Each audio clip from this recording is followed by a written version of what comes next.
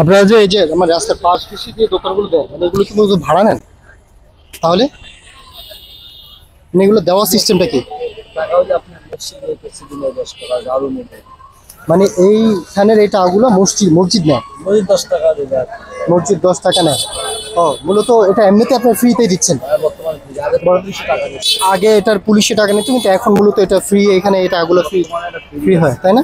Police কত টাকা করে খাইতো প্রতিদিন? তাহলে 100 করে যদি হয়, তাহলে এখানে ধরেন প্রায় সিরিয়ালে কয়টা দোকান আছে? 100টা দোকান আছে। তাহলে 100টা দোকানে প্রায় 10,000 টাকা। তার মানে পুলিশ প্রতিদিন প্রায় 10,000 টাকা করে এখান থেকে উঠাইতো।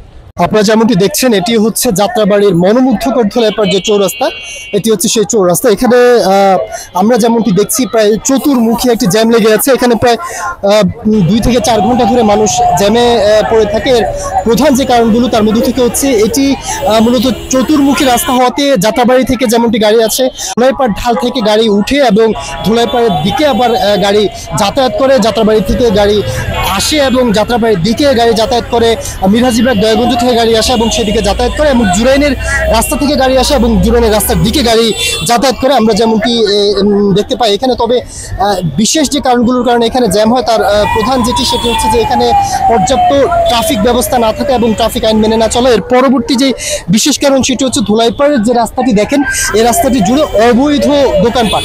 এই দোকানপাটের কারণে এখানে বেশ বড় ধরনের একটা জ্যাম ধরে। সব মিলিয়ে পর্যাপ্ত ট্রাফিক ব্যবস্থা এবং ট্রাফিক নিয়ম হয়তো মেনে চললে আর অবৈধ যে দোকানপাটগুলো আছে এই ব্যবস্থাপনাটি যদি উঠিয়ে ফেলা হয়, ধুলাইপাড়ের এই বড় আয়তনের এই রাস্তাটি হয়তো মানুষের ভোগান্তির কারণ হবে না।